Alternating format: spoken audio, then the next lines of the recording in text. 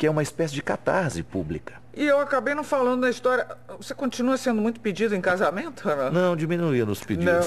Não posso acreditar. Está em baixa, Fábio de Estou Mello? embaixo, graças a Deus. Estou hoje de frente com o padre Fábio de Mello. No próximo bloco nós vamos comprar uma boa briga aqui. Voltamos num instante.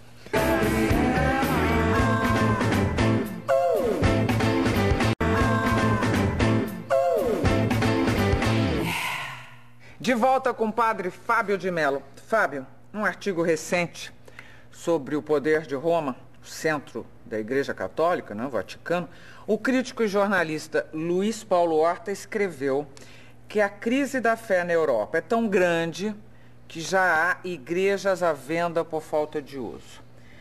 E já faz tempo que a gente ouve falar que o rebanho católico está diminuindo. A primeira pergunta é irreversível? Eu não sei porque esses números também são muito duvidosos, né? Como é que você pode avaliar o quanto uma pessoa é católica ou não, né? Eu acho que a gente não é, ser católico ou ser crente ou ser... Justamente. Sim. Você está dizendo que é possível ser isso sem frequentar a igreja? Não, eu digo porque, por exemplo, eu tenho as pessoas que participam da minha igreja todo domingo, digamos. Eu sou um padre de paróquia, não é meu caso. Mas eu tenho lá todos aqueles que vão participar da minha missa. Qual é a garantia que eu tenho de que aqueles que estão todo domingo são verdadeiramente católicos, né? Isso é muito difícil, né? Eu acho que o contexto da religiosidade é muito mais amplo, Marília. Eu acho que enquanto a gente ficou preocupado com números, a gente só perdeu em qualidade. Eu acho que o grande objetivo da igreja, e ela está cada vez mais consciente disso, é dar ao povo a oportunidade de ter um encontro pessoal com Cristo e ter as suas vidas verdadeiramente transformadas por Ele. Acho que não tem outro objetivo, não é uma questão de numerar e dizer eu sou católico, eu sou evangélico. Nós precisamos fazer as pessoas ficarem melhores, né? Eu acho que o grande objetivo da religião é esse. Mas o que sustenta uma igreja são os fiéis. São. Então, ok. Então, na outra ponta disso que eu estou falando, sobre a questão da Igreja Católica, a gente observa um crescimento assombroso das igrejas evangélicas. Existe um forte antagonismo entre, por isso que eu falei, vamos comprar essa briga, entre evangélicos e católicos. Que é um absurdo mesmo, né? A gente considerar isso um antagonismo, né? Agora, não parece que vai parar. Teve gente chutando santa. Aonde vai parar isso? Você acha que existe um armistício pela frente? O número de jovens hoje que seguem a Igreja Católica diminuiu muitíssimo, mesmo o número de vocacionados para a sua carreira, a sua profissão. Você chama de profissão? É uma profissão. É a vida, né? A sua vida. Mais que uma profissão. Você é um padre. Eu não tiro de férias de ser padre, né? Eu sou padre o tempo todo. Então, agora, como é que se faz? Quer dizer, onde é que está a questão da Igreja Católica que está ou impedindo, ou dificultando, ou perdendo esses jovens? Onde? Na questão do celibato. Por exemplo, nos dias de hoje, como é possível você ter vocações para padre quando você já apresenta a questão do celibato? Você vai ter que viver uma vida de sacrifício solitária. E é assim e acabou. Mas o outro lado também da história é muito positivo, porque se a gente vai compreender a castidade somente como uma restrição, aí realmente é um desastre.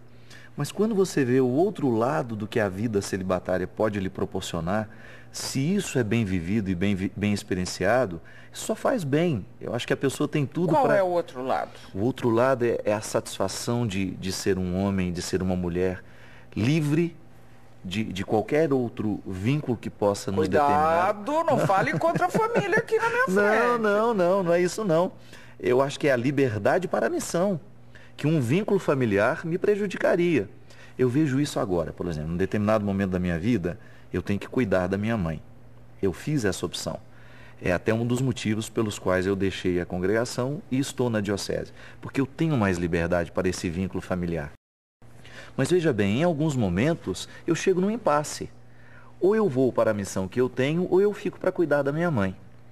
E essa liberdade que a castidade me dá é muito importante. Eu não estou dizendo que ser padre é mais importante que ser pai. Estou dizendo que são missões diferentes.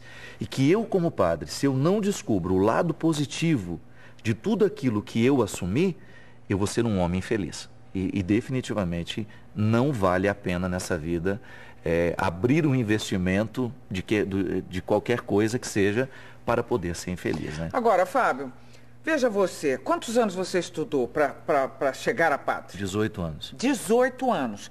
É um tempo de seminário. Tempo de seminário. O pai do meu pai era seminarista. Estudou 14 e saiu e se casou. E ainda bem, senão não estaria fazendo aqui essa entrevista Justamente. hoje Você com não teria vindo ao mundo. Agora, um jovem pode se formar pastor evangélico em alguns meses, com retorno financeiro garantido e às vezes abundante até, digamos. Como é que a igreja está enfrentando esse desafio, mano? Pois é, e ela está ficando mais exigente, né? Porque agora, na última conferência da CNBB, nós recebemos um documento bastante amplo, discutindo justamente a qualidade do sacerdote. Eu acho que é uma resposta até positiva da igreja, sabe, Marília? No momento em que a nossa figura está tão desmoralizada, né? É muito triste quando eu, num determinado momento, quando digo que sou padre, alguém olha torto para mim e já acha que eu sou pedófilo, né? E quando associam diretamente esses malefícios da sociedade ao padre. E hoje... É por isso que você não usa batina? Não, eu nunca usei batina. Eu nunca usei a batina como porque profissionalmente. Não gostava? Na verdade, dentro da congregação em que eu fui criado, gestado como padre, a batina nunca fez parte. Então eu não estou sendo incoerente. Eu estou vivendo um jeito de ser padre típico dos padres da minha congregação. E quando você diz, você com esse sucesso todo, com essa notoriedade toda, você ainda sente um preconceitozinho quando você diz que é padre? Sinto. Em que situações, por exemplo? Por exemplo, outro dia um moço no aeroporto, né, olhou para mim e falou assim: você sabe que pessoas que acreditam em Deus são intelectualmente desqualificadas? Disse isso pra mim. Ele disse isso para mim e saiu. Ele não me deu a oportunidade de dizer. E eu fiquei com aquele desaforo, né? Eu fiquei com aquilo uns 3 dias. Ira, padre? Confessa. Ira. Ira, meu? Ira, porque eu me senti extremamente desafiado. Você continua malhando? Continuo. Deu vontade de acertar um supapo na cara do homem? Não, porque para mim eu acho que o argumento é que vale. Eu não gosto do tapa nem da agressão física. Nunca fui adepto disso. Agora, que eu acho que ele deveria parar para escutar o meu feedback, ele deveria. Por que no que mínimo, você se exercita seria honesto tanto? Da parte dele. Por que que você tem toda essa musculatura embaixo não da tenho sua tanta roupa? assim, Tem, não. que eu sei. Eu faço atividades físicas regularmente porque eu gosto de ter saúde. Eu preciso de ter saúde. Mas voltando ao assunto do desaforo. E aí, depois que ele saiu de perto, né, eu fiquei pensando, meu Deus, isso é fruto de um preconceito, isso é uma visão preconceituosa. Aliás, eu acho que crer em Deus é muito mais sofisticado do que não crer. Dá muito mais trabalho do ponto de vista epistemológico você descobrir caminhos razoáveis para a compreensão do sagrado do que não ter, do que eliminar isso. Eu gosto de compreender o sagrado. Você está falando aí de dúvidas na fé. Claro. Que Veja você bem, ainda vive ou já resolveu? Vivo o tempo todo, Marília. Como é que eu posso acreditar sem duvidar? Eu tenho uma música minha que chama-se Contrários, né? E ela fala, só quem pôde duvidar... Canta para eu ver. Só quem pôde duvidar, pôde enfim acreditar, viu sem ver e amou sem aprisionar. Essa experiência de você não ver, mas de alguma maneira você intuir, isso é muito sofisticado. Isso é a linguagem da poética, é a linguagem da simbólica. Quando você tem o discurso de Guimarães Rosa, eu gosto demais do conto A Terceira Margem do Rio. Porque a terceira margem do rio de Guimarães parece que nos sugere justamente um lugar que não existe, mas que está nas nossas esperanças. Não existe concretamente como eu posso palpar, mas existe um lugar onde está reservado a um tempo que não é tempo. Então isso é muito sofisticado. Naquele momento eu senti vítima de um preconceito. Por que crer em Deus é ser, do ponto de vista intelectual, desqualificado?